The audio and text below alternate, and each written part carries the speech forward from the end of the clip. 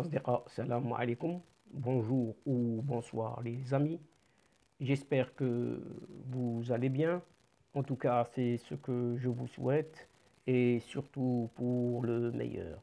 Bienvenue sur votre chaîne Bled Magharabia qui vous attend comme toujours vos encouragements en la partageant auprès de vos connaissances et surtout en vous y abonnant en masse et de faire abonner tous vos proches et vos alentours. Un tout grand merci de nous recevoir chez vous et parmi vous une nouvelle fois. Cette 93e vidéo vient vers vous pour vous proposer votre ce qui fait débat habituel, c'est-à-dire ce qui fait discussion entre nous à chaque fois. Le CQFD de votre bled Magharibia se consacre à ce Sahara marocain dans les Nations Unies, donc l'ONU, qui sont dans un imbroglio total, puisque cette ONU ne parvient toujours pas à désigner un nouvel envoyé spécial du secrétaire général pour le Sahara marocain. Le secrétaire général n'arrive donc pas de contenter à la fois le Maroc et l'Algérie, principal soutien du Front Polisario, pour son futur envoyé personnel dans les provinces sahariennes, en se rappelant que les Nations Unies, ces Nations Unies, ont déjà proposé 13 noms auparavant, mais aucun n'a pu faire consensus auprès des partis. Alors que dans cette même crise avec le Maroc, on n'en sait plus sur le projet Allemagne-Espagne, puisque l'accord entre ces deux pays, au cœur des tensions diplomatiques, surtout avec le royaume marocain, a été révélé au grand jour. Et les deux pays, donc l'Allemagne et l'Espagne, ont noué un partenariat stratégique sur plusieurs années visant à construire les moteurs des voitures technologiques de demain. Et l'Espagne veut devenir un pilier stratégique des voitures électriques en Europe. Et là, en effet, donc le Sahara marocain est devenu un véritable casse-tête pour les Nations Unies qui ne parviennent toujours pas à désigner un nouvel envoyé personnel du secrétaire général Antonio Guterres. Nous avons clairement indiqué qu'il est difficile de trouver un émissaire accepté par toutes les parties et nous poursuivons nos efforts. Il y a encore des noms qui émergent et nous allons voir ce qui va se passer, a précisé l'adjoint du porte-parole d'Antonio Guterres. Farhan Haq a également exhorté les parties à faciliter le travail de l'ONU afin que nous puissions avoir quelqu'un sur le terrain qui puisse les aider et nous avons besoin de coopération pour désigner un successeur à l'allemand Horst Köhler qui avait présenté sa démission en mai 2019 déjà pour des raisons de santé.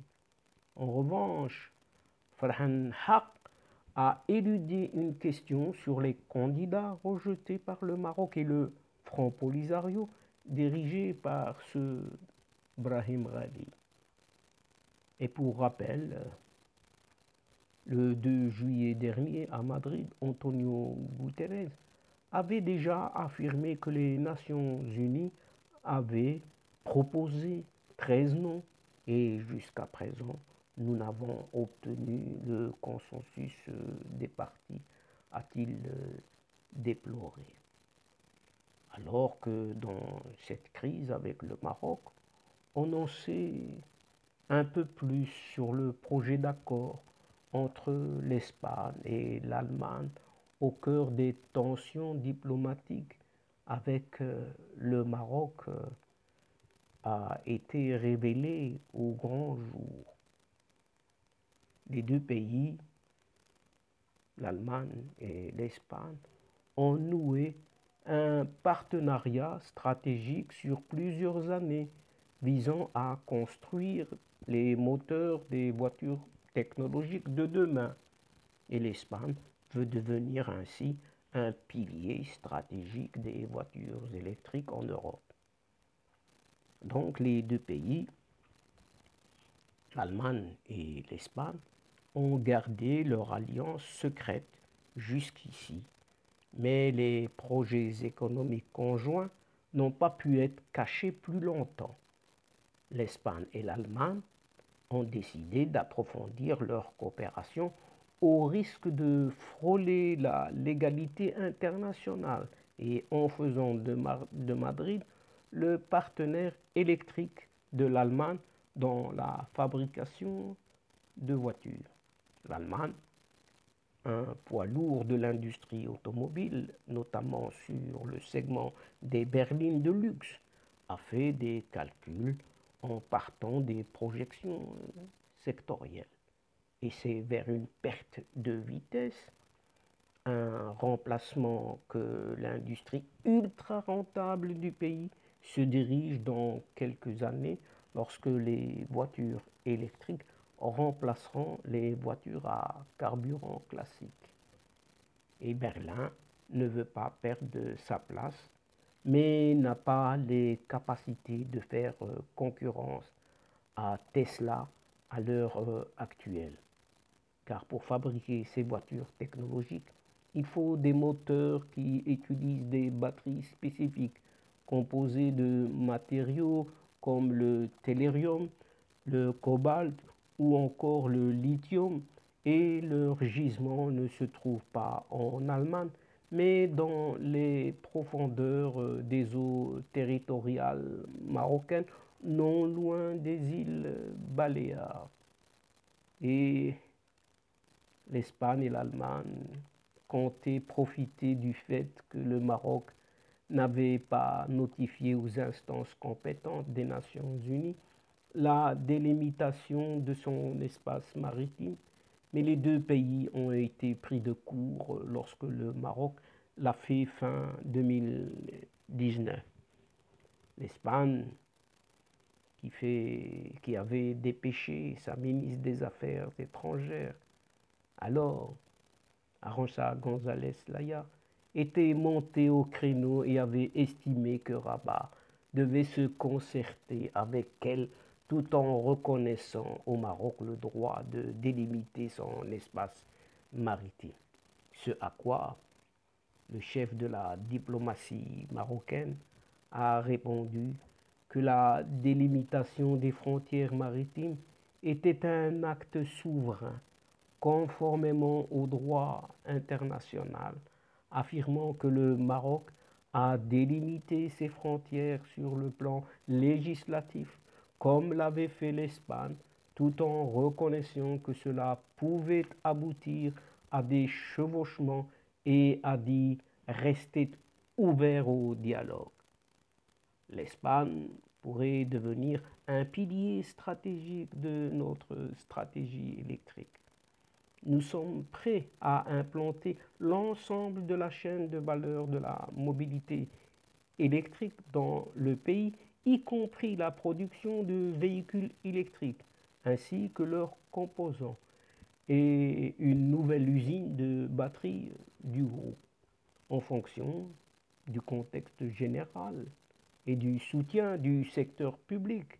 Dès 2025, la famille Small BEV pourrait être fabriquée en Espagne, a déclaré mardi Herbert Diess, le PDG du groupe Volkswagen, lors d'un événement au cours duquel le groupe VW a exposé sa stratégie pour 2030.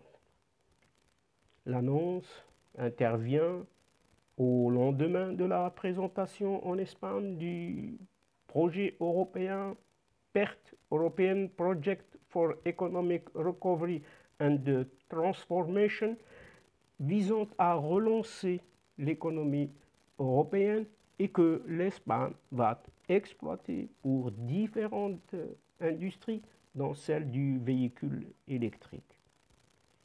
Le projet est soutenu par des fonds européens avec des aides européennes et espagnoles atteignant les 4 200 millions d'euros.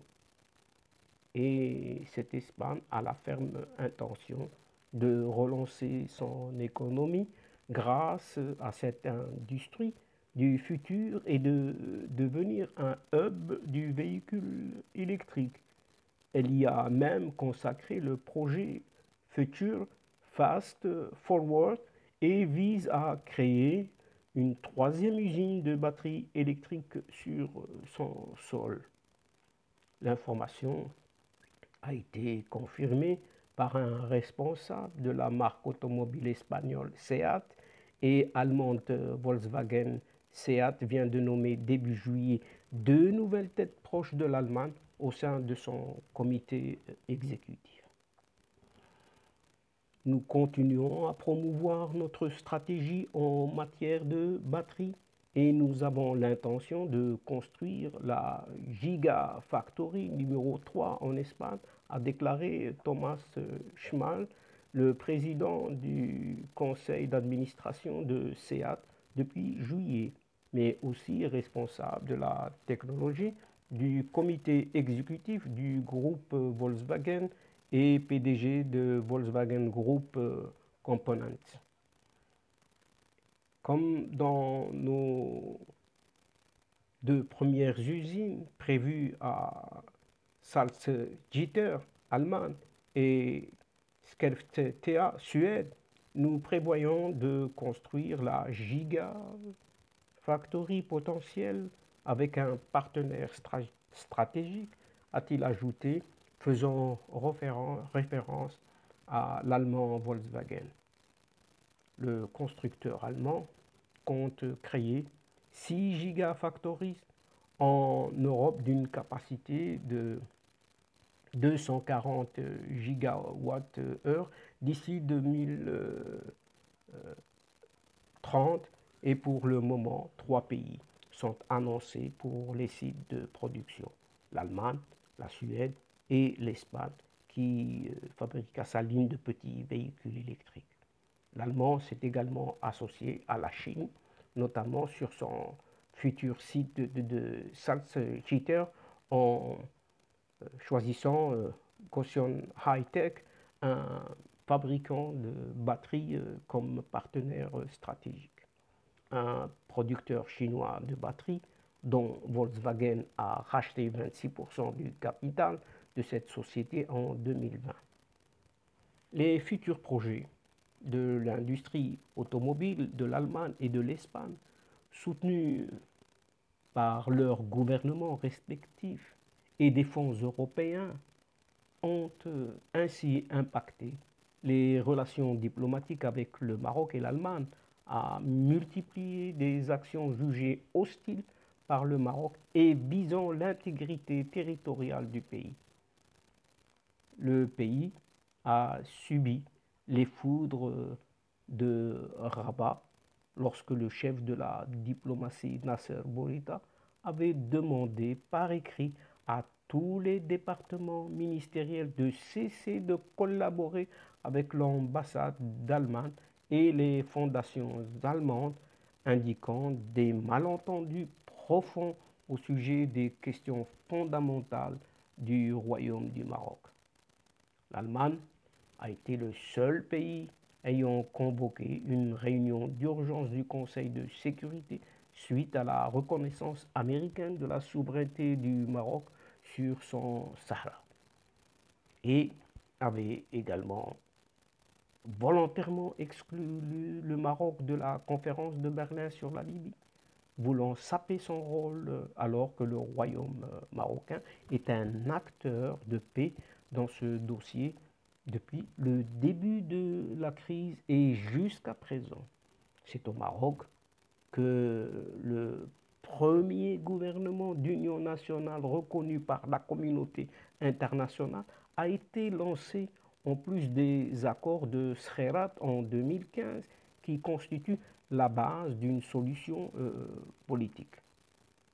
De son côté, l'Espagne a prémédité l'accueil de ce pseudo-chef des milices séparatistes du Polisario pour soi-disant des soins du coronavirus, tout en évitant de consulter le Maroc et éviter aux dirigeants séparatistes de faire face à la justice espagnole. C'est surtout là le point, alors qu'il est accusé de crimes contre l'humanité. Et depuis, le Maroc a rappelé ses ambassadeurs en Allemagne et en Espagne pour consultation. Et donc, chers amis, c'est sur ces interrogations que se termine notre séquence ici et qui prend fin. Donc, elle prend fin cette entrevue en prenant congé de vous et en refermant la séquence d'aujourd'hui, tout en espérant vous retrouver bientôt, très bientôt, avec un immense plaisir à travers ce qui fait débat habituel ou ce qui fait désormais discussion entre nous à chacune de nos entrevues.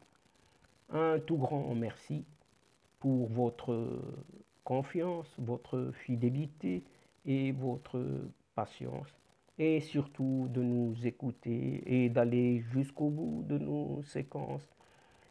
Mais comme à chaque fin de séance, je vous demande de ne pas nous oublier, de ne pas oublier votre Bled Magharibia, votre chaîne, de vous y abonner, de faire abonner vos proches et tous les gens que vous connaissez et qui vous connaissent, et surtout en partageant autour de vous, partout où vous êtes, les séquences vidéo de votre chaîne. Au revoir les amis, al-asdiqa, salam alaikum wa rahmatullahi ta'ala wa barakatuh. À la prochaine fois et à bientôt. إلى اللقاء في حصة أخرى إن شاء الله. مع السلامة.